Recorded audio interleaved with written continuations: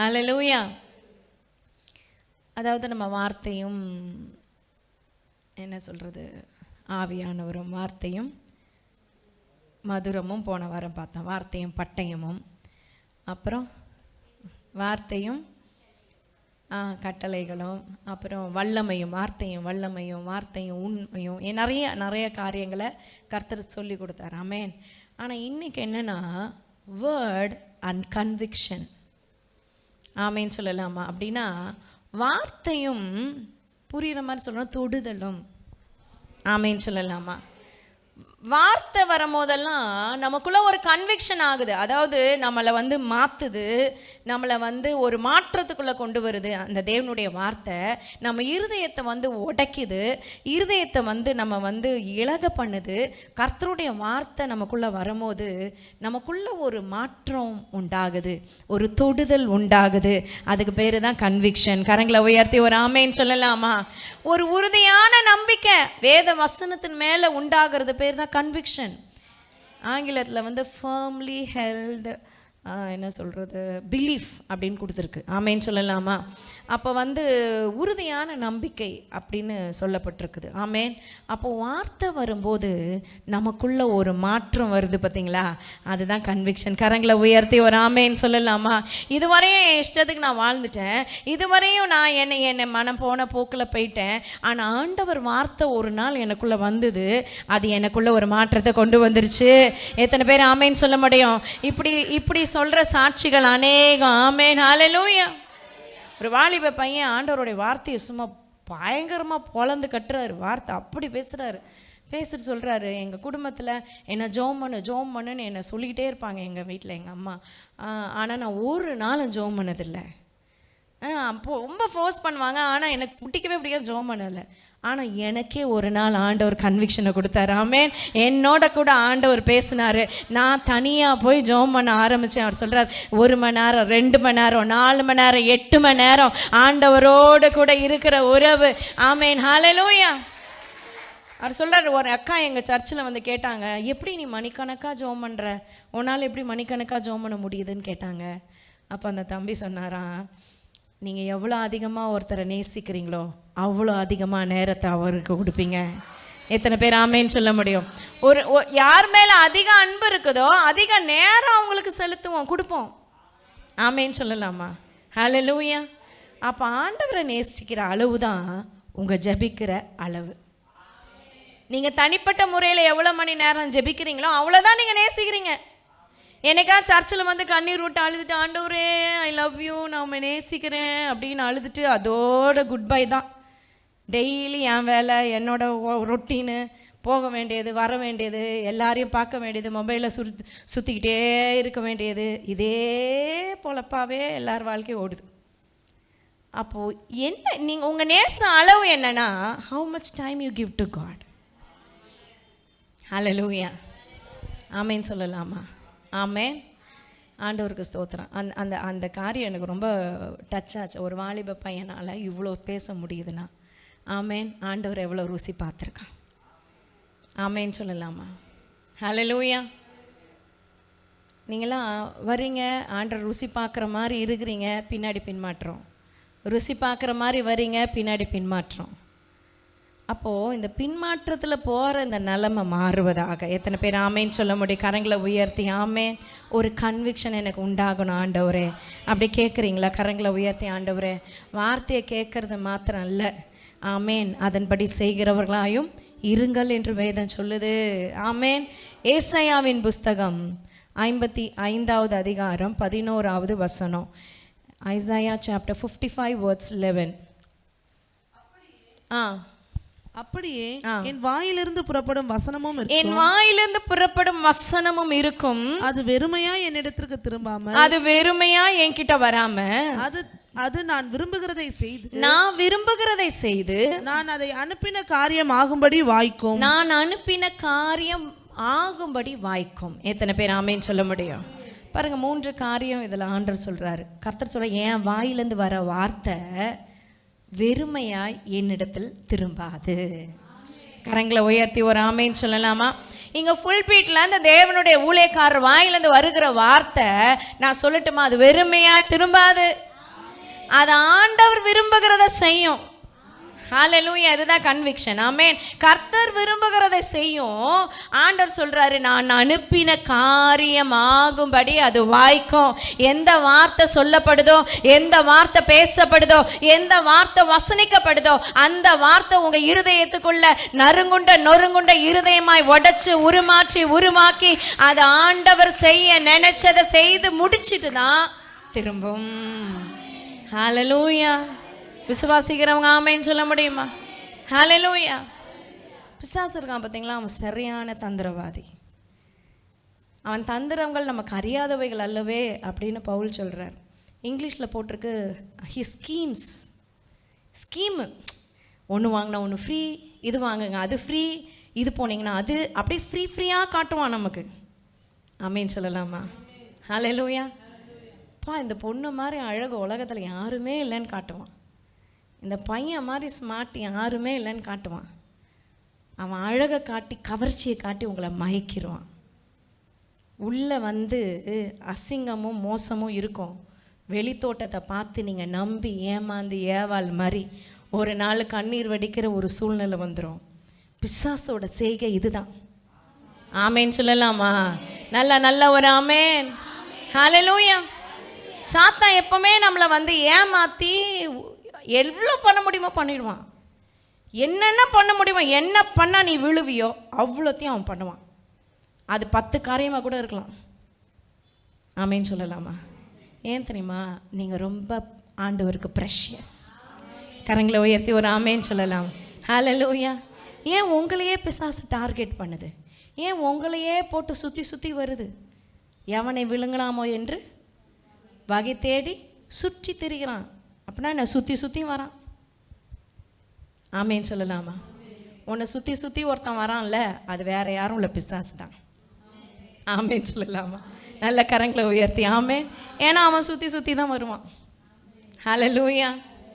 யாரை விழுங்கலாமோ அப்படியே விழுங்குறது தான் அவனோட வேலை. அவன் கொஞ்சம் கொஞ்சமாக அவனை கடித்து சாப்பிட்லாம்லாம் இல்லை, முழுசும் விழுங்கிடுவான். பாதாளத்துக்குள்ளே தான் கிடக்கணும்.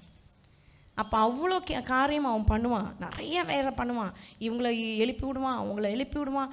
எல்லாம் உனக்கு சாதகமாகவே இருக்கும். ஆனால் ஆண்டவர் இருக்காரு பாருங்க, அமைதியாக பார்த்துக்கிட்டு இருப்பார்.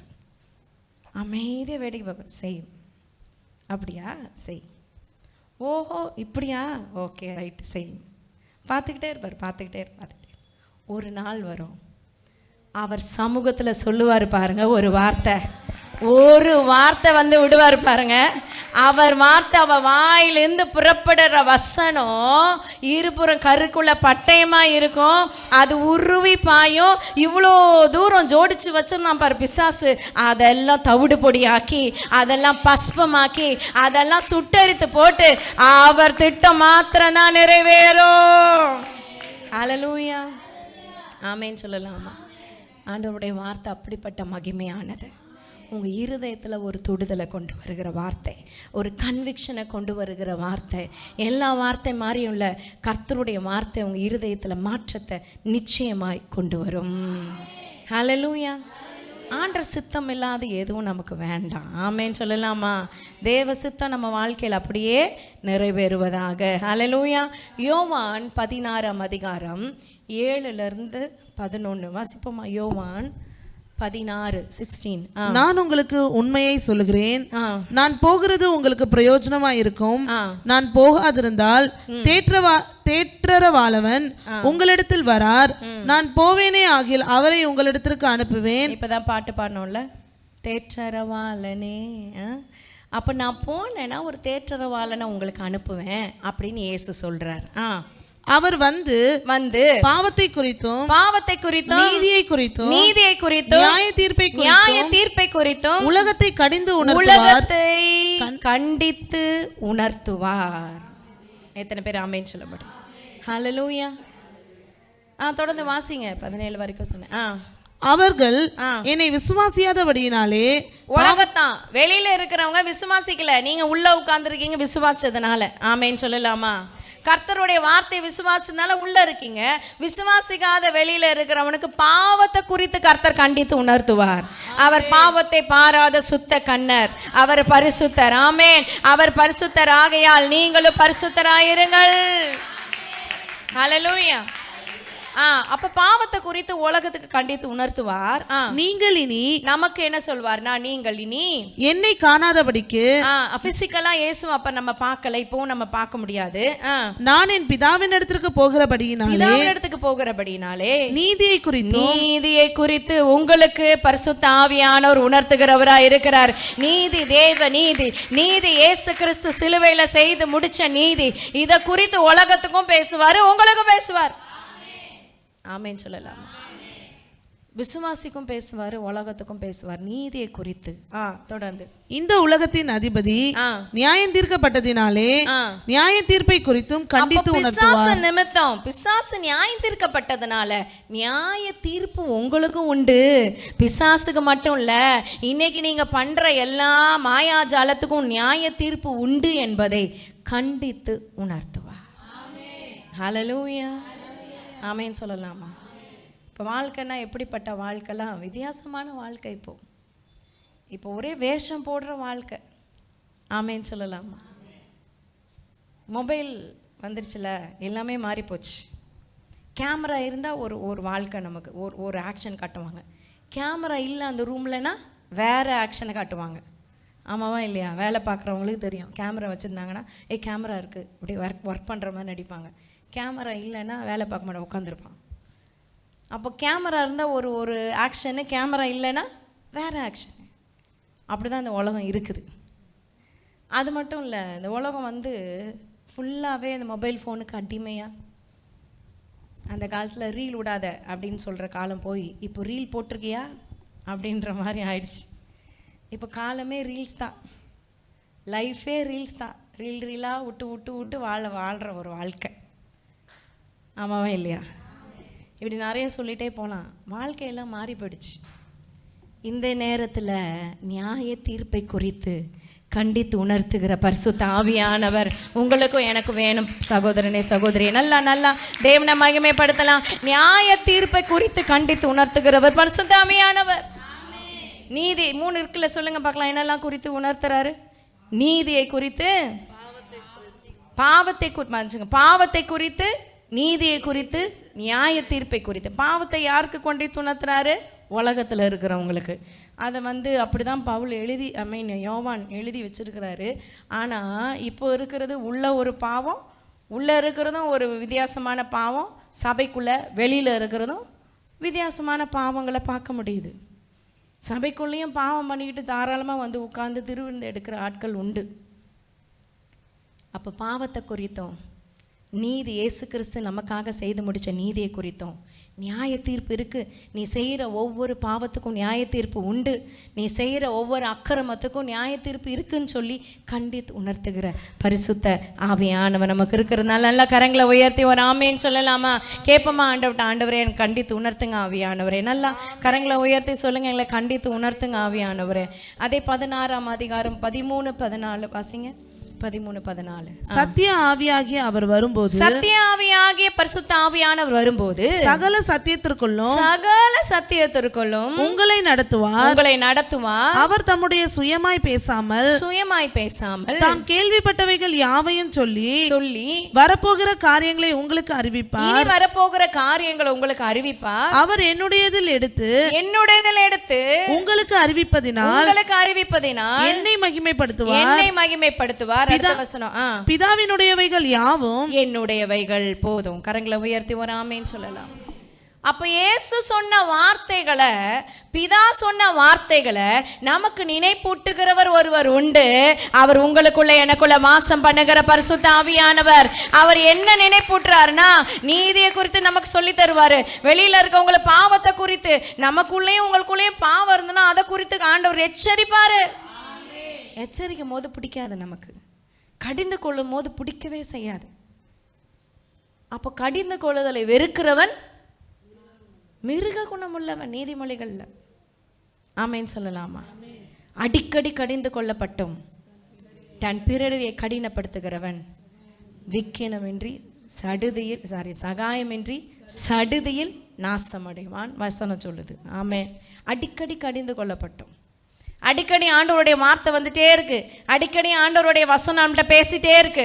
உங்ககிட்ட ஆண்டவர் அந்த கன்விக்ட் பண்ணிட்டே இருக்காரு. ஆண்டவர் வந்து ஒரு மாற்றத்தை கொடுக்கணும்னு சொல்லிக்கிட்டே இருக்காரு. நீங்க கடினமா இருந்தீங்கன்னா ஒரு நாள் வரும், சறுக்கலான இடத்துல பிசாசு உங்களை நிற்க வச்சிருவான். அதுதான் வார்த்தை நம்மளை எச்சரிக்கிறது. எச்சரிப்பின் சத்தம் உங்களை உடைக்கணும். ஆண்டவர்கிட்ட கேளுங்க. தாவீது அழகா ஜெபிக்கிறார்ல, துணிகரமான பாவத்துக்கு என்னை விலக்கிக்கார். தப்புன்னு தெரிஞ்சும் நீ செய்கிற ஒவ்வொன்றும் துணிகரம். ஆவியானவரை துக்கப்படுத்துகிற காரியம் துணிகரம். ஆவியானவருக்கு விரோதமாக செயல்படுகிற காரியம் துணிகரம். துணிகரமான பாவம் எனக்கு வேண்டாண்டவரே, அதை நான் விட்டு விலக எனக்கு உதவி செய்யுங்கன்னு சொல்லி நீங்கள் கேட்குற அந்த வார்த்தைக்கு கர்த்தர் உங்களுக்கு அற்புதம் செய்வார். கரங்களை உயர்த்தி ஒரு ஆமைன்னு சொல்ல முடியுமா? ஹல்லேலூயா. ஒரு கன்விக்ஷனை கர்த்தர் நம்ம இருதயத்தில் கொடுக்க விரும்புகிறார். ஆமென். 3 காரியத்தை நம்ம பார்க்க போகிறோம் as usual. So word of God, ஆவியானவர் நமக்கு நல்லாவே ஒரு கன்விக்ஷனுக்குள்ளே நடத்துகிறதற்கு அவர் போதுமானவராக இருக்கிறார். அவர் தேற்றரவாளனாக இருக்கிறாரு. எத்தனை பேர் ஆமேன்னு சொல்ல முடியும்? அந்த சரணத்தை மட்டும் திருப்பி பாடலாமா? தேற்றரவாளனே ஜீசஸ், ஜீசஸ். தேற்றரவாளனே என்னை தேடி வந்திரே, தேற்றரவாளனே என்னை தேற்றும் தெய்வமே, தேற்றரவாளனே என்னை தேடி வந்திரே, தேற்றரவாளனே என்னை தேற்றும் தெய்வமே. நீர் நெருப்பாய் வருவீர், நீர் காற்றாய் வருவீர், நீர் அக்கினியாய் வருவீர், நீர் அன்பாக வருவீர். சொல்லலாமா? நீர் நெருப்பாய் வருவீர், சத்தத்தை உயர்த்தி கண்களை மூடி அவரை காற்றாய் வருவீர், நீர் அக்கினியாய் வருவீர், நீர் அன்பாக வருவீர்.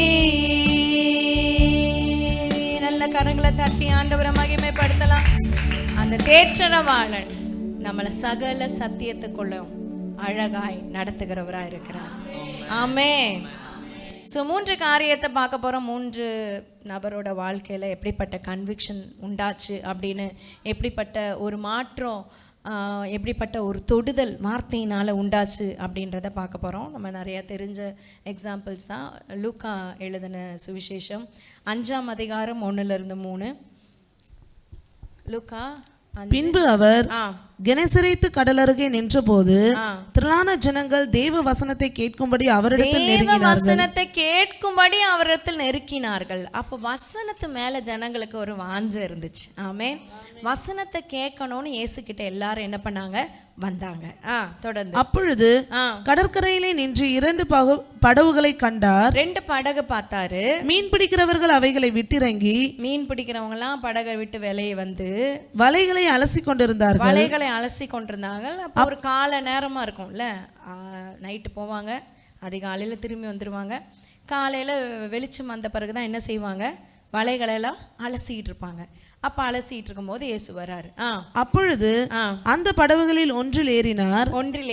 அது சீமோனுடையதா இருந்தது. அப்ப காட் சூஸ் பண்ணி தான் ஏற, சும்மா தற்செயலா ஏறல. 2 இருக்குது. ஆண்டவருக்கு அப்படியே தெரிஞ்சிச்சு இது சீமோன், இதுல தான் போனோம் அப்படின்னு டக்குன்னு சீமோனோட படகுல ஏறிட்டார். அதை கரையிலிருந்து சற்றே தள்ளும்படி அவனை கேட்டுக்கொண்டு அவன்கிட்ட ஒரு ரெக்வஸ்டும் கொடுத்துட்டாரு. நீ கொஞ்சம் தள்ளி வைங்கப்பா, நான் வந்து உட்காரணும், பிரசங்கம் பண்ணணும், ஜனங்கள்லாம் இருக்காங்க அப்படின்னோடனே கடற்கரை ஃபுல்லாக ஜனங்க இருக்கிறாங்க. ஆமென். எவ்வளோ சூப்பராக இருக்கும் பாருங்க. கடல்ல இருந்து இவர் பிரசங்கம் பண்ணுறாரு, கடற்கரையில் ஜனங்க உட்கார்ந்துருக்கிறாங்க.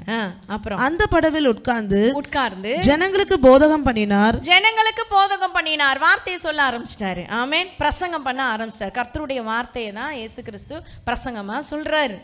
பரலோக ராஜ்யத்தை குறித்த பிரசங்கத்தை பண்றாரு. தொடர்ந்து அவர் போதகம் பண்ணி முடித்த பின்பு சீமோனை நோக்கி, எவ்வளவு நேரம் பிரசங்கம் பண்ணாருன்னு தெரியல, அப்படியே மணிக்கணக்காக பிரசங்கம் பண்ணியிருப்பார் ஆண்டவர். ஆமென். ஏன்னா அப்போ வந்து வர்ஷிப்பு கிடையாது, ப்ரேயர் பாயிண்ட்ஸ் கிடையாது, டைரெக்டாக சர்மன் தான். பிரசங்கத்தை மட்டும்தான் ஜனங்க கேட்பாங்க, போயிடுவாங்க. அப்போ இப்போவும் அப்படி தான் வராங்க எல்லாருமே, பிரசங்கத்தை மட்டும் கேட்டுட்டு அப்படியே எஸ்கேப் ஆயிடலான்னு. ஸோ அதே மாதிரி இயேசு காலத்தில் இருந்த மாதிரியே இப்போவும் இருக்கிறாங்க. சரி, போதகம் பண்ணி முடித்த பின்பு சீமோனை நோக்கி ஆழத்திலே தள்ளி கொண்டு போய் மீன் பிடிக்கும்படி உங்கள் வலைகளை போடுங்கள் என்றார். ஆமென். இது ஒரு சாதாரண ஒரு ஸ்டேட்மெண்ட் தான். ஆமாவா இல்லையா? சொல்லுங்களேன். பேதுரு சின்ன வயசுலேருந்து மீன்பிடி தொழிலில் பயங்கரமாக எல்லாத்தையும் பார்த்துட்டாரு. அவருக்கு வந்து எல்லாமே தெரியும், சகலமும் தெரியும் மீன் பிடிக்கிற அந்த தொழிலை பற்றி. அப்போது பகல் ஆயிடுச்சு, ஏசு கிறிஸ்து ஒரு 3 மணி நேரம் பிரசங்கம் பண்ணாருன்னே வச்சுக்கோங்களேன். மத்தியானம் ஆயிருக்கும். மத்தியானத்தில் எந்த மீனாவது மேலே வருமா? வராது. மீனவர்களுக்கு நல்லாவே தெரியும். ஆனால் ஆண்டவர் இப்போ சொல்கிறாரு, நீ உள்ள ஆழத்தில் கொண்டு போய் என்ன செய்யி போடு. ஆழத்தில் தான் கொண்டு போய் போடணும்னு மீனவர்களுக்கு நல்லாவே தெரியும். நைட்டு பூரா அவன் வந்து போட்டு பார்த்துட்டான், ஒன்றும் கிடைக்கல. அதானே? அடுத்த வசனம் என்ன சொல்லுங்க பார்க்கலாம். அடுத்த வசனம். அதற்கு சீமோன், ஐயரே ராம் முழுவதும் நாங்கள் பிரயாசப்பட்டோம். ராம் முழுவதும் ஐயரேன்னு ஏன் சொன்னார்னா, பிரசங்கத்தை கூடவே நின்று பேதுரும் கேட்டிருக்காரு. ஒரு பக்கம் வலைய அலசிக்கிட்டே இங்க காதுல என்ன போயிருக்கு? வார்த்தை போயிருச்சு. கரங்களை உயர்த்தி ஒரு ஆமேன்னு சொல்லலாமா? எல்லா மீனவர்களும் கூட தான் பேதுரும் நிற்கிறாரு. ஆனா வலைய அலசிக்கிட்டே அவர் போக முடியாது. ஏன்னா அவர் படகுல தான் வாடகை கொடுத்துருக்காருல்ல. வாடகைன்னு சும்மா ஒரு கொஞ்ச நேரம் உட்கார கொடுத்துருக்காருல்ல. அதனால அவர் அந்த படகெல்லாம் ஏற கட்டிட்டு தான் வீட்டுக்கு போனோம். அதுக்காக உட்காந்து வலையை அலசிக்கிட்டு இருக்காரு. ஆண்டவர் கரெக்டாக பேதுருவோட படகை சூஸ் பண்ணது எதுக்கு தெரியுமா? அப்போதான் நீ வார்த்தையை கேட்ப மகனே அப்படின்னு சொல்லிட்டு தான் கர்த்தர் கரெக்டாக பேதுருவோட படகை சூஸ் பண்ணி அதில் உட்காந்துட்டாரு. அதை ஏற கட்டிட்டு தான் அவன் போய் ஆகணும். வார்த்தையை கேட்டான் பாருங்க. இப்போ சொல்கிறான், ஐயரே. ஹல்லேலூயா, ஆமென். அப்படின்னா பாஸ்டர் அப்படின்னு அர்த்தம், போதகரே அப்படின்னு அர்த்தம். சொல்லிட்டு அவன் சொல்கிறான், முழுதும் நாங்கள் பிரயாசப்பட்டோம். ஹோல் நைட்டு இதே ஆழத்தில் தான் நீங்கள் இப்போ போய் போடுன்றீங்க. நான் ஒரு 10 தடவை இல்லை, என்ன சொல்கிறது, 50 தடவை போட்டிருப்பேன். ஆனால் என்ன பண்ணலை? ஒன்றுமே மாட்டலை. என்ன சொல்கிறாங்க? ஆகிலும் ஒன்றும், இப்போ ஒரு மீன் கூடவா இல்லை? ஆமேன்னு சொல்லலாமா? ஒரு மீன் கூட கிடைக்கல. ஹல்லேலூயா. இந்த நைட்டெல்லாம் அவன் பிரயாசப்பட்டதையும் கர்த்தர் பார்த்தாரு. ஒரு மீன் கூட இவனுக்கு அகப்படலைன்றதையும் கர்த்தர் அறிந்திருக்கிறார். காலையில் அதனால தான் அவனை தேடி வந்து, அவன் படகை தேடி வந்து, ஒன்றுமே இல்லாமல் நீ நிற்கிறல்ல, நாள் பூரா பிரயாசப்பட்டு, நாள் பூரா இல்லை, சில பேர் வாழ்க்கை ஃபுல்லாக பிரயாசப்பட்டு ஒன்றும் இல்லை, பர்ஸில் ஒன்றும் இல்லை, பாக்கெட்டில் ஒன்றும் இல்லை நிற்கிற ஆட்களை தான் கர்த்தர் தேடி வருவார். ஹல்லேலூயா. அவர் கரெக்டாக தேடி வந்து அவனோட படகுல ஏறி உட்காந்து ஆண்டவர் சொல்கிறார், ஆழத்தில் போய் தள்ளி போடு. Simple statement. ஆமென். சாதாரண ஒரு காரியம். ஆமேன்னு சொல்லலாமா? ஆனால் இந்த என்ன நடக்குது பாருங்க. அவன் சொல்கிறான் பாருங்க, அது 5வது வசனம். ஆகிலும் உம்முடைய வார்த்தையின்படியே. ஆகிலும் அதாவது ஒன்றுமே நடக்கலை, ஒன்றுமே கிடைக்கல. That is reality. லைஃப்பில் என் வாழ்க்கையில் நான் தேடி பார்த்தது எதுவுமே எனக்கு கிடைக்கல. சந்தோஷம் கிடைக்கல, சமாதானம் கிடைக்கல, நிம்மதி கிடைக்கல, என் வாழ்க்கையில் வருமானம் கிடைக்கல, விரக்தி தான், பிரச்சனை தான், எல்லாமே இப்படி ஏமாற்றம் தான் கிடச்சிச்சு. ஆனால் அவன் சொல்கிறான், ஆகிலும் இவ்வளோ நேரம் கேட்டேன் பார்த்தியா வசனம், அந்த வார்த்தையின்படி, அந்த வார்த்தை உள்ள கன்விக்ட் ஆயிருக்கு, அந்த வார்த்தை உள்ள தொடுதலை கொண்டு வந்திருக்கு, அந்த வேத வசனம் அவனுக்குள்ள ஒரு மாற்றத்தை கொண்டு வந்து, இவ்வளோ நேரம் பிரயாசப்பட்டேன். நான் ஒரு மீனவன், எனக்கு தெரியும் மத்தியானத்தில் போனால் மீனை பிடிக்கவே முடியாது. ஆகிலும், நல்ல சத்தமாக சொல்லுங்களேன், ஆகிலும், நல்லா சொல்லுங்க, ஆகிலும். அப்பா இட்ஸ் ஓகே ஆண்டவரே, என்னால் முடியாது, என் பிரயாசத்தில் முடியாது. ஆகிலும் உங்கள் வார்த்தை என்ன தொட்டதுனால, உங்க வசனம் எனக்குள்ள கிரியை செய்ததுனால, உங்க வேத வசனம் என்ன புடமிட்டதுனால, உங்க வேத வசனம் என்ன பொன்னாக விளங்க செய்கிறதுனால இதை நான் செய்கிறேன். ஹல்லேலூயா. I will do it Lord அப்படின்னு போறாரு. நான் செய்கிறேன் ஆண்டவரே. பேதுரு வயசுல பெரியவர், இயேசு வயசுல சின்னவர். பேதுரு கேட்டிருக்கலாம், நீங்கள் தச்சனோட பிள்ளை, இல்லைன்னா ஒரு போதகர், உங்களுக்கு என்ன தெரியும் என் தொழிலை பற்றி? மீன் பிடிக்கிறத பற்றி உங்களுக்கு என்ன தெரியும்? ஒரு பிஸ்னஸ் மேன் அவர்கிட்ட அப்படி தான் பேசினேன். நீங்கள் ஆண்டவர் சமூக தவறாமல் வாங்க. அவர் சொல்கிறாரு, உங்களுக்கு என்ன தெரியும் என் பிஸ்னஸ் பற்றினார். அவ்வளோதான், அதோட அவர் பிஸ்னஸும் படுத்துக்கிச்சு, அவரும் ஆண்டவரை விட்டு போயிட்டார். ஆச்சரியமாக இருந்தது. ஜனங்க பாருங்கள், ஒரு போதகர் சொல்கிறாங்கன்னா உனக்கு என்ன தெரியும் அப்படின்னு நீங்கள் நினச்சிங்கன்னா, அதுக்காகவா ஒரு மெய்ப்பனை கர்த்தர் உங்களுக்கு வச்சுருக்கிறாரு.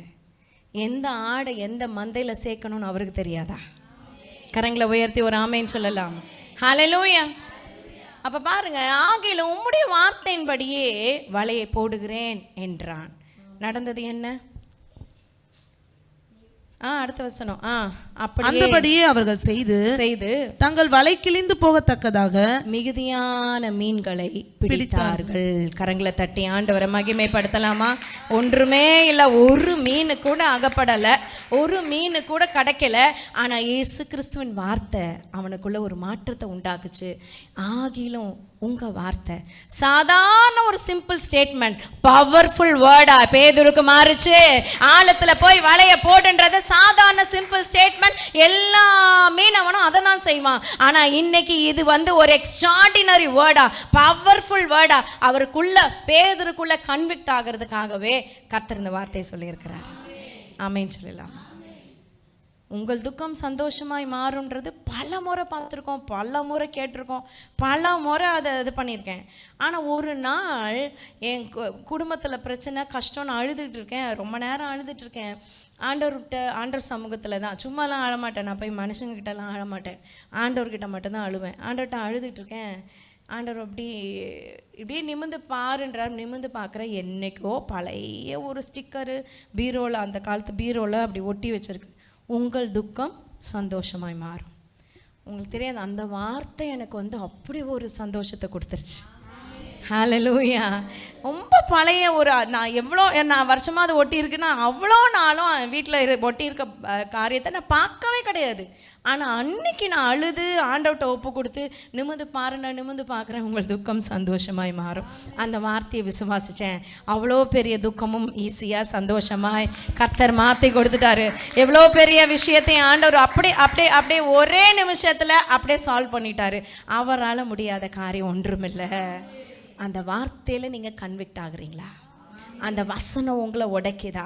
வேத வசனம் எல்லாருக்கும் வருது. ஆனால் உங்களுக்குள்ள அது பலன் கொள்ளுதா? அது உங்களுக்குள்ள வளருதா? அது 100 மடங்கு பலன் கொடுக்குதா? அப்போதான் கன்விக்ஷன் ஆகுதுன்னு அர்த்தம். எத்தனை பேர் ஆமேன்னு சொல்ல முடியும்? அதுவுமே ஆண்டவர் சொல்கிறார், இயேசு சொல்கிறார், சிலருக்கு 30, சிலருக்கு 60, சிலருக்கு 100. நிறைய வெரைட்டி இருக்குது. வார்த்தை உங்களுக்குள்ள எப்படி அப்ளை ஆகுது அதுதான் முக்கியம். சூப்பர் பிரசங்க யாருங்க, செம்மையாக பேசுனாங்கங்க, செம்ம காமெடியாக இருந்து சிரிச்சு பேசுனாங்க, எல்லாம் ரைட்டு. அந்த வார்த்தை உங்களுக்குள்ள என்ன பலனை கொண்டு வந்துச்சு? அந்த வசனம் உங்களுக்குள்ள என்ன மாற்றத்தை கொண்டு வந்துச்சு? அந்த வசனம் மனம் திரும்புதலை கொண்டு வந்துச்சா? அதுதான் காரியம்.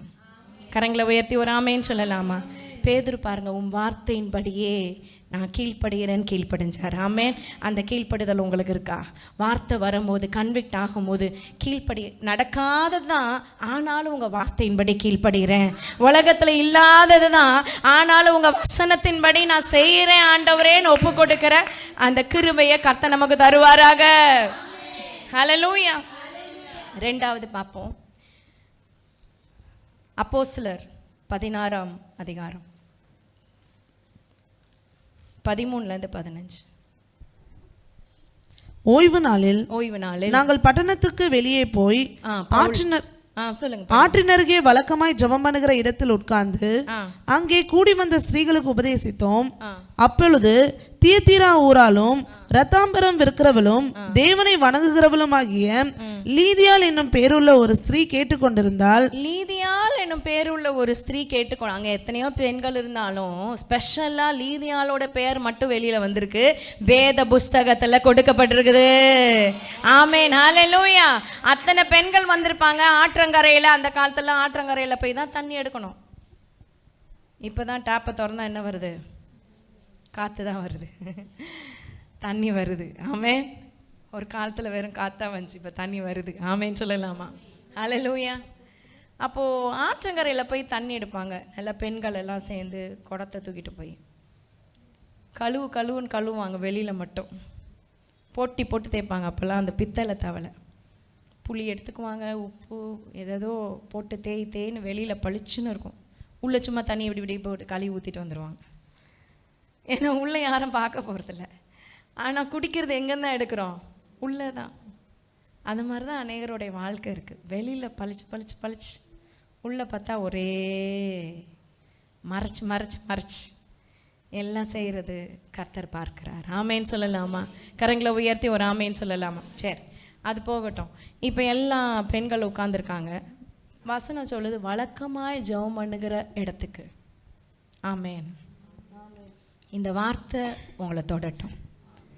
வழக்கமான ஜெபம் பண்ணுற இடம்னு ஒன்று இருக்கா?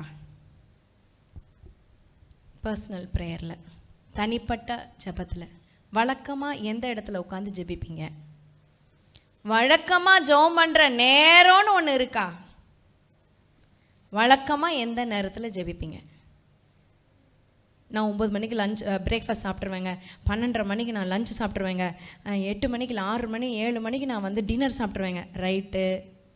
எத்தனை மணிக்கு ப்ரேயர் பண்ணுவீங்க? ப்ரேயரே பண்ணுறதில்ல.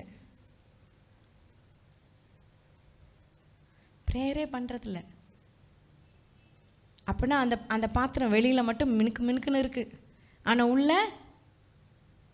சும்மா அப்படி தண்ணி ஊற்றி இப்படி கழுவி. ஹல்லேலூயா. அட்லீஸ்ட் இவ்வளோ கேட்டும் நீங்கள் மனம் திரும்பலைன்னா இந்த வார்த்தை உங்களை கன்விக்ட் பண்ணட்டும். வழக்கத்தின்படியே தூங்குறதுக்கு ஒரு நேரம் இருக்குது, ப்ரஷ் பண்ணுறதுக்கு ஒரு டைம் இருக்குது, வெளியில் போகிறதுக்கு ஒரு நேரம் இருக்குது, எல்லாத்துக்கும் நேரம் இருக்குது. காலேஜ் போகிறதுக்கு, படிக்கிறதுக்கு, ஸ்கூலுக்கு போகிறதுக்கு, வேலைக்கு போகிறதுக்கு, பிஸ்னஸ் பண்ணுறதுக்கு, எல்லாத்துக்கும் டைம் இருக்குது. ப்ரேயர் பண்ணதுக்கு டைம் இருந்தால் ப்ரேயர் பண்ணுவேங்க, டைம் இருந்தால் பைபிள் வாசிப்பேங்க.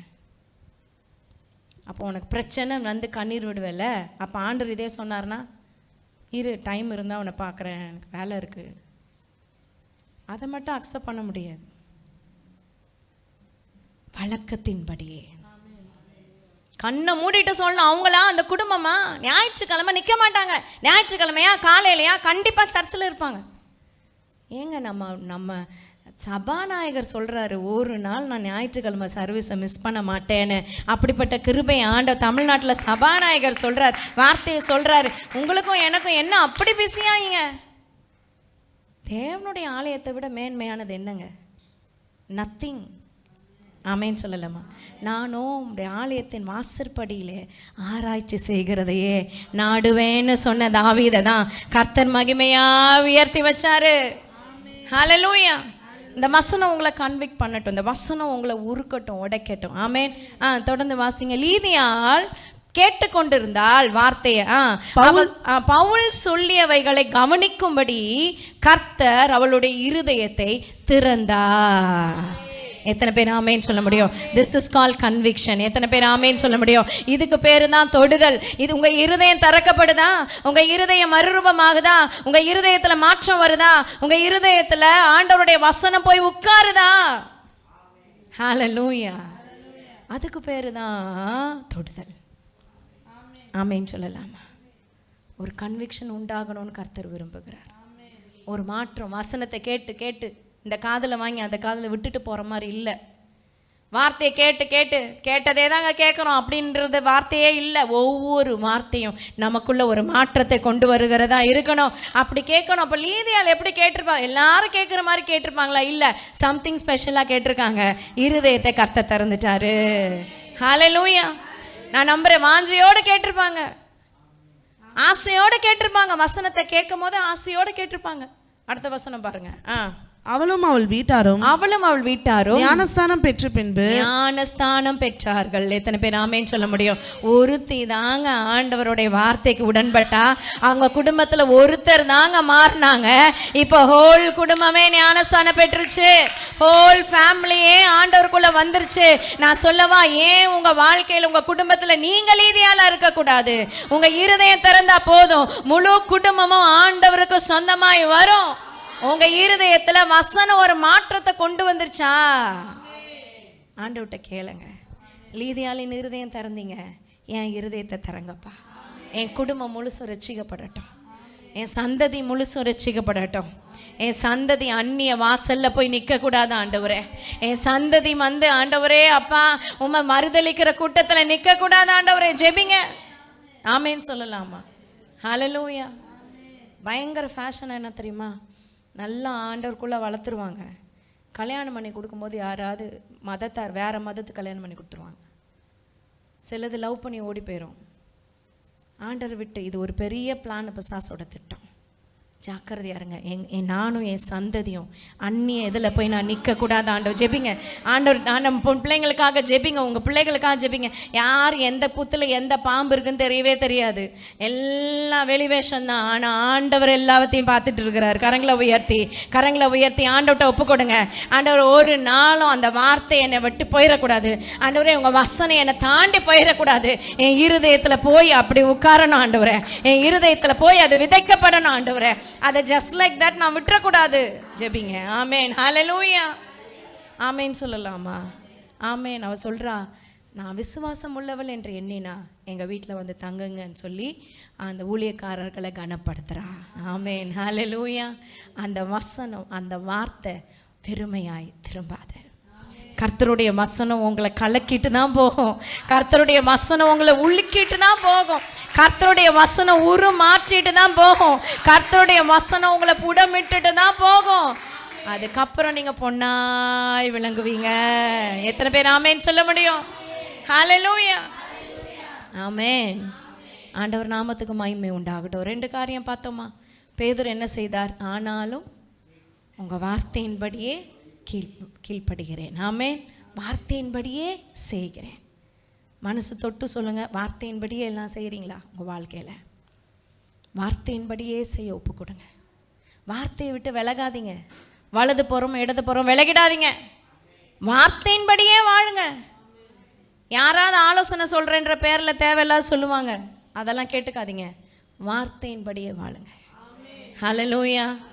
ஆமேன்னு சொல்லலாமா? எனக்கு தெரியும் சில பேர் உங்களெல்லாம் சொல்லியிருப்பாங்க, அந்த சர்ச்சுக்கு போகாதீங்கன்னு சொல்லியிருப்பாங்கல்ல. ஆனால் நம்ம வார்த்தையின்படி வாழ்கிறதுனால தான் இங்கே வந்திருக்கோம். கரங்களை உயர்த்தி ஒரு ஆமேன்னு சொல்லலாமா? ஹல்லேலூயா. யார் என்ன சொன்னாலும் இல்லை, ஆண்டவருடைய வார்த்தையின்படி வாழணும். ஹல்லேலூயா. ஆண்டவருடைய வார்த்தைக்கு தான் இம்பார்ட்டன்ஸ் நம்ம சபையில். வேத வசனத்துக்கு தான் ரொம்ப முக்கியத்துவம். ஏன்னா வசனம் நம்மளை வழி நடத்தணும். என் பாதைக்கு தீபமாய் கால்களுக்கு வெளிச்சமாய் வசனம் இருக்கணும். ஆமேன்னு சொல்லலாமா? ஹல்லேலூயா. நம்மளை வழி நடத்தி செல்லுகிற வேத வசனத்துக்காக ஸ்தோத்திரம். லீதியாள் இருதயம் திறக்கப்பட்டது காரணம், ஒரு கன்விக்ஷனை கர்த்தர் கொடுத்தார். இருதயம் திறக்கப்பட்டுச்சு. கரங்களை உயர்த்தி ஒரு ஆமேன்னு சொல்லலாம். ஹல்லேலூயா. ஆமேன். நம்ம இருதயம் திறக்கப்படணும். அதனால் என்ன ஆச்சுன்னா குடும்பமே மாற்றம் பெற்றுச்சு. குடும்பமே மாற்றப்பட்டுச்சு. ரொம்ப நாள் நீங்கள் குடும்பத்துக்காக ஜெபிக்கிறீங்கல்ல, ஆண்டவர்கிட்ட கேளுங்க, இந்த வார்த்தை என்னை உருவாக்கட்டும், என் குடும்பம் மாறட்டும்னு சொல்லி கேளுங்க. 3வது காரியம் 2 ராஜாக்களின் புஸ்தகம் 5ஆம் அதிகாரம் 1 முதல் வசனம் 3வது வசனம் வாசிக்கலாமா? சீரிய ராஜாவின் படைத்தலைவனாகிய நாகமான் என்பவன் தன் ஆண்டவனிடத்தில் பெரிய மனுஷனும் எண்ணிக்கை உள்ளவனுமாய் இருந்தான். அவனை கொண்டு கர்த்தர் சீரியாவுக்கு ரட்சிப்பை கட்டளையிட்டார். மகாபராக்கிரமசாலியாகிய அவனோ குஷ்டரோகியா இருந்தான். 2 ராஜாக்கள் 5:1-3.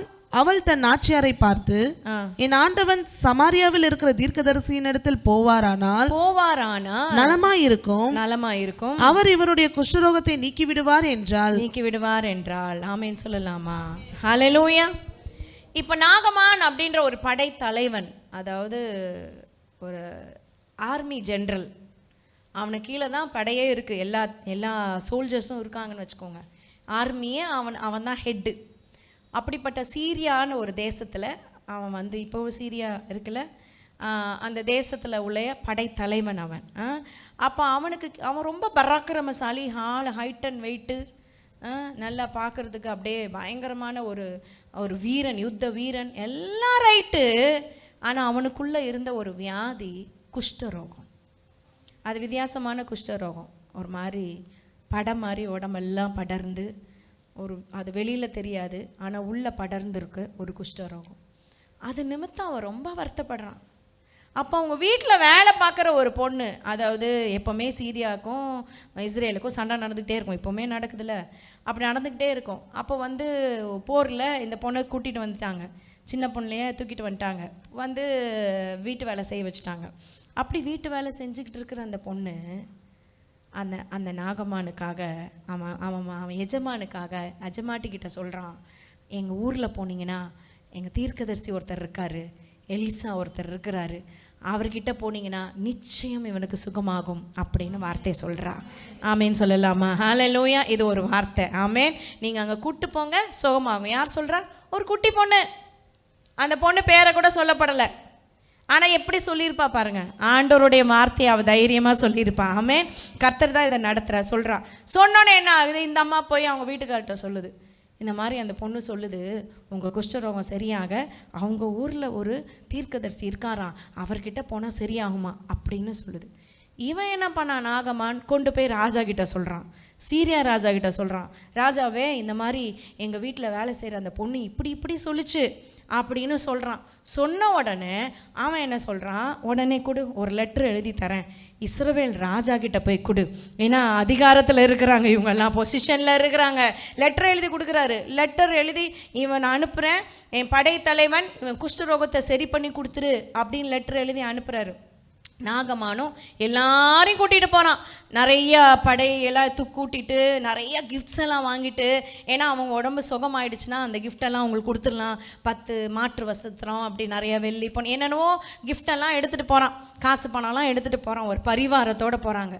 போய் டைரெக்டாக எங்கே போகல, எலிசா கிட்ட போகல, எங்கே போகிறாங்க, இஸ்ரவேல் ராஜா கிட்ட போகிறாங்க. ராஜா கிட்ட போய் இந்த லெட்டரை கொடுக்குறான். அஃபிஷியலாக நடக்குது எல்லாமே. சொன்னது யார், ஒரு வேலைக்கார சின்ன பொண்ணு. ஆனால் எப்படி போய் வார்த்தை போய் போய் போய் போய் என்ன நடக்குது, இப்போ அஃபிஷியலாக லெட்ரு மூவ். இப்போ இஸ்ரவேல் ராஜா லெட்டரை கையில் வாங்கிட்டு படித்து பார்க்குறாரு. நான் ஒருத்தனை அனுப்பியிருக்கேன், அவன் குஷ்டரோகத்தை நீங்கள் நீக்கி வீட்டுக்கு அனுப்புங்க. டென்ஷன் ஆகிட்டார் ராஜா. நான் என்ன கடவுளா, குஷ்டரோகத்தை நீக்கி அனுப்ப சொல்கிறான், வேணே பண்ணான், சண்டைக்கே நிற்கிறான். இந்த சீரியாக்காரன் இருக்கானே பக்கத்து ஊர், அவன் சண்டைக்கே நிற்கிறான். டென்ஷன் ஆகி ட்ரெஸ் எல்லாம் கிழிச்சு அவர் கத்த ஆரம்பிச்சிட்டாரு. அப்போது இவர் ட்ரெஸ்ஸை கிழிச்சிட்டு கத்துனது அங்கே எலிசாவுக்கு கர்த்தர் அதை சொல்லி கொடுத்துட்டு ஒரு ஆள் எலிசா அனுப்புகிறான், நீ ஏன் அங்கே ட்ரெஸ்ஸை கிழிச்சிட்டு கத்துற. அந்த காலத்தில் அப்படி தான், ஏதாவது ஒன்றுனா வஸ்திரத்தை கிழிச்சிட்டு சத்தம் போடுவாங்க, அது அந்த காலத்து வழக்கம். அப்போ அவர் சொல்கிறார், இது இப்படியே சொல்கிறாரு, நீங்கள் வார்த்தையை படித்து பார்த்தீங்கன்னா ரொம்ப அழகாக இருக்கும். ட்ரெஸ்ஸை கிழிச்சிட்டு ஏன் கத்துற, அவனை என்கிட்ட அனுப்பு, நான் இருக்கிறேன், அவனுக்கு தெரியட்டும், சுகப்படுத்துறதற்கு தேவனுடைய ஊழியக்காரன் இஸ்ரவேலில் உண்டு என்பதை நாகமான் அறியட்டும், நீ அனுப்பு அப்படின்னு தைரியம் சொல்றாரு. ஹல்லேலூயா. உடனே அனுப்பி வைக்கிறான். நாகமானுக்கு ஒரே சந்தோஷம். சரி போகிறான். போயிட்டு வாசலில் நிற்கிறாங்க, எலிசா வாசலில் நிற்கிறாங்க, வீட்டு வாசலில். எலிசா வந்து சுகமாக்குமா அப்படின்னு அவன் நினைக்கிறான். நடந்தது என்ன, எலிசா வெளியிலே வரல, ஆள் விட்டு அனுப்புகிறான். அவன் வேலைக்காரன் மட்டும் வந்து எட்டி பார்த்துட்டு என்ன கேட்குறான், இந்த மாதிரி நாகமான் சீரியா தேசத்தின் படைத்தலைவன் படையோடு வந்திருக்கான், பெரிய பரிவாரத்தோடு வந்திருக்கான். உடனே அவன் பார்த்துட்டு தீர்க்கதரிசி சொன்னார், யோர்தான் நதியில் 7 முறை முழுங்கி எழுந்திரிச்சிருங்க, சரியாக போயிடும், உங்களோட வியாதியெல்லாம் சுஸ்தமாயிரும் அப்படின்னு சொன்னாருன்னு. சொன்ன மாத்திரத்தில் இவனுக்கு என்ன ஆச்சுன்னு பாருங்கள், செம்ம கோவம் வந்துருச்சு. யாருக்கு, நாகமானுக்கு. எடுத்து வாசிங்க 8ஆம் வசனம் 8லேருந்து 10. இஸ்ரவேலின் ராஜா தன் வஸ்திரங்கள் அதெல்லாம் நம்ம பார்த்துட்டோமா. அப்போ 10ஆம் வசனம். அப்பொழுது எலிசா அவனிடத்தில் ஆள் அனுப்பி நீ போய் யோர்தானில் 7 தரம் ஸ்நானம் பண்ணு, அப்பொழுது உன் மாம்சம் மாறி நீ சுத்தமாவா என்று சொல்ல சொன்னான். இதான் வார்த்தை, இதான் தேவனுடைய வார்த்தை. நீ 7 முறை யோர்தான்ல மூழ்கி எழுந்திருச்சிரு, நீ சுத்தமாயிருவ. இதுதான் கர்த்தருடைய வார்த்தை. எத்தனை பேர் ஆமென் சொல்ல முடியும்? இந்த வார்த்தை அவனுக்கு வந்தோன்னா அவனுக்குள்ள கன்விக்ட் ஆகல, அவனுக்குள்ள மாற்றம் வரல, கோபம் வந்துருச்சு. அடுத்த வசனம். அதற்கு நாகமான் கடுங்கோபம் கொண்டு புறப்பட்டு போய் அவன் வெளியே வந்து நின்று தன் தேவனாகிய கர்த்தருடைய நாமத்தை தொழுது, அவன் வெளியில வந்து ஆண்டவர்கிட்ட ஜெபம் பண்ணி தன் கையினால் அந்த இடத்தை தடவி எல்லாம் கையினால எண்ணெய் போட்டு பூசி இவ்விதமாய் குஷ்டரோகத்தை நீக்கி விடுவான் என்று என்ன கற்பனையோட வந்திருக்கான் பாருங்க. இப்படிதான் குஷ்டரோகம் போகும் நினைச்சிட்டு வந்தேன் அப்படின்றான். என்று எனக்குள் நினைத்திருந்தேன். லைஃப்ல எல்லாம் இப்படிதான் நம்ம வாழ்க்கையில நம்ம ஒரு கணக்கு போட்டு வச்சிருப்போம். ஆமேன்னு சொல்லலாமா? நம்ம ஒரு சத்தமா சொல்லுங்களேன், இப்படி கூட்டி கழிச்சு போட்டுடலாம் அப்படின்னு ஒரு கணக்கு நம்மளே என்ன செஞ்சிருக்கோம், போட்டு வச்சு தான் வருவோம் ஆண்டவர் சமூகத்தில். பெட்டிஷனோட தான் வருவோம். ஆண்டவரே இதை நீங்கள் பண்ணிடுங்க, இதை இப்படி செஞ்சுருங்க. யாருக்கு ஆலோசனை? ஆண்டவருக்கே கொடுப்போம். பிரச்சனை ஆண்டவரே என்ன செய்யறதுன்னு கேட்குற ஆட்கள் கம்மி. இது பிரச்சனை, இது சொல்யூஷன் கொடுங்க அப்படின்னு கேட்குற ஆட்கள் அதிகம். ஆமேன்னு சொல்லலாமா? அப்போ அவன் நினச்சானா, ஊழியக்காரன் வெளியில் வந்து எண்ணெயை பூசி ஏதாவது தடவி அந்த அந்த குஷ்டரோகத்துலலாம் கையில் வச்சு தடவி சுகமாயிரும் அப்படின்னு நினச்சானா. இவன் எட்டி கூட பார்க்கல, அந்த ஊழியக்காரன் முகத்தை கூட பார்க்கல. ஒன்று மட்டும்தான் வருது, வார்த்தை மட்டும்தான் வருது. கரங்களை உயர்த்தி ஒரு ஆமேன்னு சொல்லலாமா? ஆனால் அவனுக்கு அந்த நேரத்தில் அந்த வார்த்தையினுடைய வல்லமை தெரியலை. ஆள் வரலை நினச்சிட்டு டென்ஷன் ஆகிட்டான், கோபம் வந்துருச்சு. நான் ஒரு படைத்தலைவன், நான் என்ன அதிகாரத்தில் வந்திருக்கேன், ராஜா லெட்டர் கொடுத்து வந்திருக்கேன், நீ என்னை வந்து இப்படி நடத்துகிற, உள்ளே கூட வர சொல்லலை, உட்கார சொல்லலை, தண்ணி கொடுக்கல, காஃபி டீ கொடுக்கல, எதுவுமே எனக்கு பண்ணலை. அப்படியே வெளியில் நின்று யோர்தானில் போய் முங்குனா, எங்கள் ஊரில் நதி இல்லையா என்ன? ஆமேன்னு சொல்லலாமா? எங்கள் ஊரில் 2 நதி இருக்கும், யோர்தான் என்ன அவ்வளோ பெரிய சுத்தமான நதியா அப்படின்னு டென்ஷன் ஆகி கத்துறான். ஹல்லேலூயா. ஏன்னா அந்த வார்த்தை அவனுக்குள்ளே என்ன செய்யலை, கன்விக்ட் ஆகலை. ஹல்லேலூயா. அடுத்த வசனம் வாசிங்க. நான் ஸ்நானம் பண்ணி சுத்தமாகிறதற்கு போதும், அதை நான் சொல்லிட்டேன். 13ஆம் வசனம். அவன் ஊழியக்காரர் சமீபத்தில் வந்து, இப்போ என்ன நடக்குதுன்னா, the second time word of God comes to him. ஆமேன். 2வது முறை கர்த்தருடைய வார்த்தை அவனுக்கு நேராக வருகிறது. ஆமேன். ஒரு தடவை அவன் வந்து கோவப்பட்டுட்டான், வார்த்தை வந்தோன்னு வார்த்தையை அக்செப்ட் பண்ணல, கோபம் தான் வந்துருச்சு. அவனுக்குள்ளே இருக்கிற சுயம், அவனுக்குள்ளே இருக்க மாம்சம் தான் வெளிப்பட்டுச்சு. நல்லா சொல்கிறீங்க அவனிங்க. கர்த்தருடைய வார்த்தை வரும்போது உங்களுக்கு மாம்சத்தை வெளிப்படுத்த வைக்கும் பிசாசு. உங்கள் மாம்சத்தை அடக்கி வார்த்தையை உள்வாங்கினீங்கன்னா நீங்கள் கன்விக்ட் ஆவீங்க. வார்த்தை உள்வாங்கினீங்கன்னா நீங்கள் தொடுதலை நீங்கள் அனுபவிப்பீங்க. ஆமேன். அப்போ பாருங்கள், அவனுக்குள்ளே மாம்சம் வெளிப்பட்டுச்சு, வார்த்தை உள்ளே போகவே இல்லை. அப்போ இன்னொரு ஊழியக்காரனா அவன்கிட்ட வேலை செய்கிற ஒருத்தன் வந்து சொல்கிறான், அவனை நோக்கி தகப்பனே எவ்வளவு அழகா சொல்றான் பாருங்க. அப்ப அவன் தகப்பன் ஸ்தானத்துல வச்சிருக்கான். ஆமென். தகப்பனே, அந்த தீர்க்கதரிசி ஒரு பெரிய காரியத்தை செய்ய உமக்கு சொல்லி இருந்தால் அதை நீர் செய்வீர் அல்லவா? ஸ்நானம் பண்ணும், நல்லா மலை மேல ஏறிப்போ, நல்லா தீச்சட்டி தூக்கு, வேலை குத்திக்கோ, அதை மாட்டிக்கோ, இதை மாட்டிக்கோ, கொக்கி மாதிரி மாட்டிக்கோ, ரத்தத்தை சிந்து, முடிய கொடு, அப்படியெல்லாம் சொன்னா செய்வல. அப்பொழுது சுத்தமாவீர் என்று அவர் உம்மோடே சொல்லும் போது, இல்ல, ஸ்நானம் பண்ணும் அப்பொழுது சுத்தமாவீர் என்று அவர் உம்மோடு சொல்லும் போது அதை செய்ய வேண்டியது எத்தனை அதிகம். சின்ன விஷயம் தானப்பா கேட்கிறாரு. தேவ சமூகத்துக்கு வரணும்னு தானே கேட்கிறாரு. உன் இருதயத்தை திறந்து கொடுக்கணும் தானே கேட்கிறாரு. வேதத்தை வாசி, வேதத்தின்படி நடன்னு சின்ன காரியத்தை தானே கேட்கிறாரு. ஆனா அது நமக்கு செய்யறதுக்கு பிடிக்கல, அது நமக்கு செய்யறதுக்கு இருதயம் வரல. பெரிய பெரிய காரியத்தை வெளியில இருக்கிறவங்க செய்யறாங்க, ஆனா சின்ன சின்ன காரியத்தை ஆண்டவர் உங்ககிட்ட கேட்கிறாரு. அதை நீங்க மெத்தனமா செய்றீங்க. மெத்தனமா கர்த்தருடைய ஊழியத்தை அசட்டையா செய்யாதிருப்பீர்களாக. ஆண்டவருடைய ஊழியம்னா அதுக்குரிய ஒரு பங்கு இருக்கு, அதுக்குரிய வேல்யூ இருக்கு, அதுக்குரிய ஒரு விலைக்கிரயம் இருக்கு. அசட்டையா செஞ்சிடக்கூடாது. ஆமேன்னு சொல்லலாமா? ஹல்லேலூயா. அப்போ சொல்கிறான், ஒரு பெரிய விஷயம் செய்ய சொன்னால் நீ செஞ்சிருவல, சின்ன விஷயம் தானே கேட்குறாரு, அப்போ நீ அதை விட அதிகமாக செய்யணும் இல்லையா அப்படின்னு சொல்லி நல்லா தன்மையா அதே வார்த்தையை அவன் சொல்கிறான் பாருங்க. அப்போது சுத்தமாவீர். அப்போ கூட இருக்கவங்களுக்கெல்லாம் என்ன ஆசைனா, தான் எஜமா எப்படியாவது சுத்தமாயிடணும். கரங்களை உயர்த்தி ஒரு ஆமேன்னு சொல்லலாமா? அப்படிப்பட்ட நண்பர்களை நீங்கள் வச்சுருந்தீங்கன்னா நீங்கள் பாக்கியவான்கள். உங்கள் சுற்றி இருக்கிறவங்க நீங்கள் பரிசுத்தமாகணும்னு நினைக்கிறாங்கன்னா, நீங்கள் ஆண்டவருக்குள்ளே கிட்டி சேரணும்னு நினைக்கிறாங்கன்னா, உங்கள் சுற்றி இருக்கிறவங்க கர்த்தருக்குள்ளே உங்களை வழி நடத்துகிறாங்கன்னா, அப்படிப்பட்ட ஒரு கேங் உங்களுக்கு இருக்குன்னா, அப்படிப்பட்ட நண்பர்கள் சூழல் உங்களுக்கு இருக்குன்னா, நீங்கள் பாக்கியவான்கள், பாக்கியவதிகள். ஆமேன்னு சொல்லலாமா? எப்படியாவது அவன் சுத்தமானா போதும் அப்படின்னு நினைச்சாங்க. ஆமென். அடுத்த வசனம் பாருங்க. அப்பொழுது அவன் இறங்கி தேவனுடைய மனுஷன் வார்த்தையின்படியே எத்தனை பேர் ஆமென் சொல்ல முடியும்? சத்தமா சொல்லுங்க, வார்த்தையின்படியே.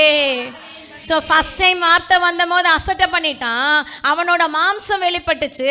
ரெண்டாவது தடவை வார்த்தை வரும்போது அதுக்கு இணங்கி. யோசிச்சு பாருங்க, இவன் பெரிய படைத்தலைவன், அந்த வேலைக்கார பொண்ணு சொன்னதை கூட கேட்டான். கூட வேலை நமக்கு அவனுக்கு கீழே வேலை செய்கிறவங்க சொல்கிற வார்த்தையை கூட கேட்டான். ஆமென் சொல்லலாமா? என்றைக்குமே நம்ம அப்படிப்பட்ட எண்ணம் இருதயம் இருக்கணும். எவ்வளோ தூரம் ஆண்டவர் நம்மளை உயர்த்தி வச்சாலும் நமக்கு கீழே சொல்கிறவங்க வார்த்தையை கூட கேட்குற இருதயம் நமக்கு வேணும். ஹல்லேலூயா, ஆமென் சொல்லலாமா? என் மக சின்னதாக இருக்கும் போதெல்லாம் நிறைய அவ சொல்லி நான் கேட்டிருக்கேன். இப்போ அவங்க சொல்கிறதா நம்ம கேட்கணும், அது வேறு விஷயம். கொஞ்சம் வாலிப பிள்ளைங்களாயிட்டாங்கன்னா அப்படி ஆயிடுது. ஆனால் சின்ன வயசில் கூட நான் ஒன்றும் மெத்தனமாக நினைக்க மாட்டேன். நீ என்ன சொல்கிறது, நான் என்ன கேட்குறது நினைக்க மாட்டேன். யார் சின்ன பிள்ளைங்க கூட நல்ல விஷயத்த சொன்னால் ஏற்றுக்கொள்ளுகிற இருதயம் எனக்கு வேணும்னு நினைப்பேன். ஆமென், ஹல்லேலூயா, ஆமென் சொல்லலாமா? அப்போ பாருங்க, அவன் இறங்கி அந்த யோர்தானில் 7 தரம் முழுங்கின போது, அப்போ யோசிச்சு பாருங்க, முதல் தரம் யோர்தானில் முழுங்கி எந்திரிச்சிருப்பான், குஷ்டரோகம் அப்படியே இருந்திருக்கு. 2வது தரம் மூழ்கி எந்திரிச்சான், அப்படியே இருந்துச்சு. 3வது தரம் மூழ்கினா, 4வது தரம், 5வது தரம் தண்ணியில் மூழ்கி வெளியில் எந்திரிச்சான், குஷ்டரோகம் மாறலை. 6வது தரமும் மாறலை.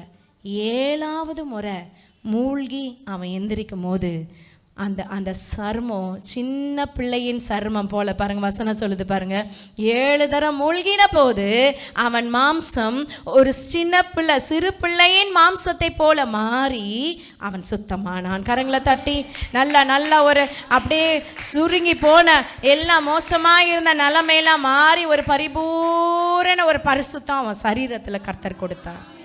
அப்படிப்பட்ட இருதயத்தை தேவன் நமக்கு தருவாராக. நம்ம இருதயத்தில் இருக்கிற குஷ்டரோகம் மாறட்டும், இருதயத்தில் இருக்கிற அசுத்தம் மாறட்டும். திரும்ப திரும்ப கன்விக்ட் பண்ணுறாரா, அந்த கன்விக்ஷனை நீங்கள் புறக்கணிக்காம, மாம்சத்தை வெளிப்படுத்தாம வார்த்தையை நீங்கள் கேட்டு உள்வாங்குங்க. அந்த வசனம் உங்கள் இருதயத்தை உடைக்கட்டும், இருதயத்தில் இருக்கிற குஷ்டரோகங்களை நீக்கி சுத்திகரிக்கட்டும். நல்ல பொண்ணா, நல்ல அழகாய், நல்ல பளிச்சுன்னு பளிங்கி மாறி உங்கள் இருதயம் மாறட்டும். ஹல்லேலூயா. ஒரு சின்ன பிள்ளையின் இருதயம் போல இருதயம் மாறட்டும், குஷ்டரோகம் நீங்கட்டும். எத்தனை பேர் ஆமென் சொல்ல முடியும்? ஹல்லேலூயா. சவுத் சைடில் போனீங்கன்னா சாரா டக்கர் ஸ்கூலு, சாரா டக்கர் காலேஜு, சாரா டக்கர் தையல் பள்ளி, இப்படி நிறையா இருக்கும். யாருங்க அந்த சாரா டக்கர் அப்படின்னு பார்த்தா, ஒரு வாலிப பெண், ஒரு டீனேஜ் பெண், 2 காலும் முடம், வீல் சேரில் தான் அவங்கள தள்ளிட்டு வரணும். ஃபாரினில் எந்த ஊருன்னு எனக்கு சரியாக தெரில, ஐ கெஸ் அமெரிக்கா, எந்த ஊருன்னு பாருங்கள். அந்த ஒரு ஃபாரின் தேசத்தில் ஒரு நாள் சபையில் இருக்கும் போது, சர்ச்சில் ஞாயிற்றுக்கிழமை சர்வீஸில் புது பிரசங்கியார் ஒருத்தர் வந்து இந்திய தேசத்தை குறித்து பேசினார். மிஷன்ஸை குறித்து. இந்திய தேசத்தில் ஜனங்க மோசமாக இருக்காங்க, ஜனங்களுக்கு படிப்பு அறிவு இல்லை, ஜனங்களுக்கு வசதி வாய்ப்பு இல்லை, கஷ்டத்தில் இருக்காங்க. அந்த ஜனங்களை அவங்களுக்கு நல்ல காரியம் பண்ணணும்னா ஒரு ஸ்கூல் கட்டணும், ஒரு காலேஜ் கட்டணும், இப்படிலாம் பேசிகிட்டு இருக்காங்க. எல்லாருக்கும் அந்த வார்த்தை வந்துச்சு. ஆனால் அந்த 2 கால முடமான சாரா டக்கரோட இருதயத்தில் அந்த வார்த்தை கன்விக்ட் ஆச்சு. ஆமென். அவங்க இருதயத்தில் ஒன்று நினச்சாங்க, ஏன் நான் ஏதாவது செய்யக்கூடாது இந்த இந்திய மக்களுக்காக, ஆமென் அப்படின்னு ஒரு மனசில் தீர்மானம் பண்ணாங்க. அவங்க பிறந்தநாள் வரும்போதெல்லாம் அவங்க ரிலேஷன் சொந்தக்காரவங்களாம் நல்ல கிஃப்ட்டு கொடுப்பாங்களாம். ஏன்னா அந்த பிள்ளைக்கு கால் இல்லைன்னு சொல்லிட்டு நல்ல பணக்கார குடும்பம் நல்ல கிஃப்ட்டு கொடுப்பாங்களாம். அப்போது சொன்னாங்களாம், அவங்க இந்த தடவை எனக்கு பிறந்த நாளுக்கு எனக்கு கிஃப்டே வேணாம், டாலர்ஸாக கொடுத்துருங்க, எனக்கு வந்து காசாக வாங்கி கொடுத்துருங்க, நான் இந்திய தேசத்துக்கு அனுப்ப போகிறேன். சாரா டக்கர் இவங்க தான் ஃபிசிக்கலி சேலஞ்ச்டு இங்கிலீஷ் விமன். அப்போனா லண்டன் இல்லை, யூகே, இங்கிலாண்டில் பிறந்த ஒரு அம்மையார். அவங்க வந்து சவுத் இந்தியாவுக்கு வரவே கிடையாது. ஆனால் அவங்க அனுப்பின காசு எத்தனையோ டாலர் அவங்க சேர்த்து யாரெல்லாம் பார்க்குறாங்களோ அவங்க அந்த சாப்பாடை கண்ட்ரோல் பண்ணி கட்டுப்படுத்தி, அவங்களுக்கு வாங்க வேண்டிய ட்ரெஸ்ஸு இந்த முதற்பணி எல்லாத்தையும் அவங்க கட்டுப்படுத்தி சேர்த்து வச்சு அவ்வளோத்தையும் இந்தியாவுக்கு அனுப்பி, இந்தியாவில் ஒரு ஸ்கூல் கட்டி காலேஜ் கட்டி இன்னைக்கு வரைக்கும் பல ஆண்டுகளாய், எத்தனை வருஷம் தெரியல, பல ஆண்டுகளாய் first women's college in south இந்தியாவை நல்ல கரங்களை தட்டி பெண்களுக்கான பிரத்யட்சமாய் ஒரு காரியத்தை அவங்க செஞ்சு சாதிச்சிட்டாங்க. இன்றைக்கும் சாரா டக்கர்னா தெரியாதவங்க யாரும் இல்லை சவுத் இந்தியாவில். ஆமென். கரங்களை உயர்த்தி ஒரு ஆமேன்னு சொல்லலாம். ஒரு வார்த்தை அவங்க இருதயத்தை கன்விக்ட் பண்ணிருச்சு. ஹல்லேலூயா. இன்றைக்கி எந்த வசனம் உங்களை கன்விக்ட் பண்ணியிருக்கு?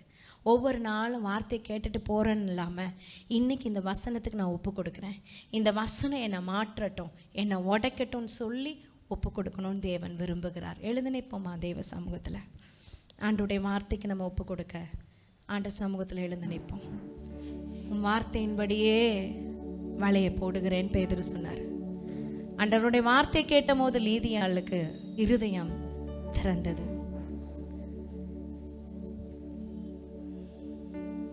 நாகமான ஒரு படைத்தலைவன் தான். முதலாம் தரம் கேட்கும் போது அவனுக்கு கோபம் வந்துச்சு.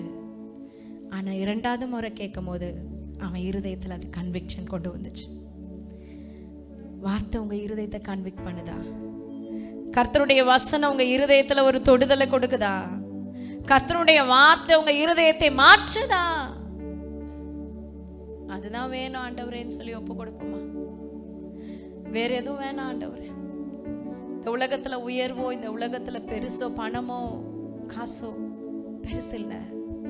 உங்க வேத வசனம் இருதயத்துக்குள்ள ஒரு மாற்றத்தை கொண்டு வருதுன்னா அது போதுமானது ஆண்டவரே.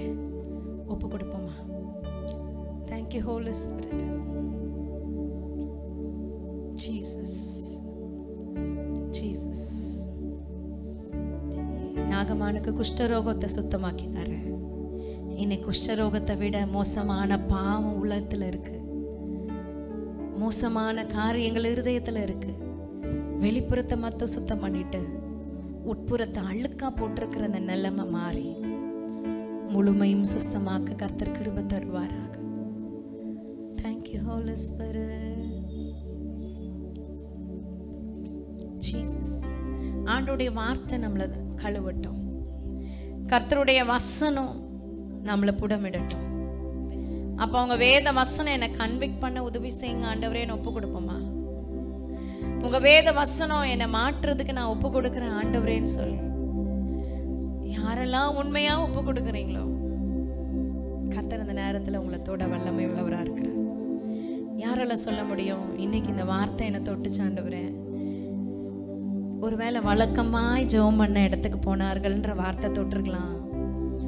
ஏதாகிலும் எது உங்களை தொட்டுச்சோ, எது உங்களை கன்விக்ட் பண்ணதோ, நான் இன்னையிலேருந்து இதுலேருந்து நான் விலகுறேன், இன்னையிலேருந்து நான் மாத்துறேன், இன்னையிலேருந்து நான் சீர்படுத்துறேன் என் வாழ்க்கைய அப்படின்னு சொல்றதாங்க கன்விக்ஷன். செஞ்ச தப்பியே திரும்ப திரும்ப செய்யறது, விழுந்த இடத்துலயே திரும்ப சாக்கடையில விழுகிற அனுபவம் இல்லாம, நாய் தன் கக்கினதை திரும்ப தின்னுகிறது போல திரும்ப மூடத்தனத்துக்கு திரும்புகிறான் என்ற வசனம் சொல்லுது. அப்படி போகாத படிக்கு கர்த்தருடைய வார்த்தையினால கன்விக்ட் ஆனவர்களாய் சுத்தமாக்குங்க ஆண்டவரேன்னு. இன்னைக்கு இந்த வசனம் என்ன தொட்டுச்சுன்னு சொல்றவங்க மாத்திர கரங்களை உயர்த்தி கர்த்தர் பார்க்குறாரு. அவர் கரத்தை உங்க கரத்து மேல வைக்கிறார். இன்னைக்கு இந்த வசனம் என்ன தொட்டுதுன்னா நான் அதே வாழ்க்கை வாழக்கூடாது. I should change. இன்னையிலேருந்து ஒரு மாற்றத்தை எனக்கு தாங்க ஆண்டவர். என் வாழ்க்கையில ஒரு மாற்றம் உண்டாகட்டும். என்னை கழுவும் நான் சுத்தமாவேன், சுத்திகரியும் நான் தூய்மையாவேன்.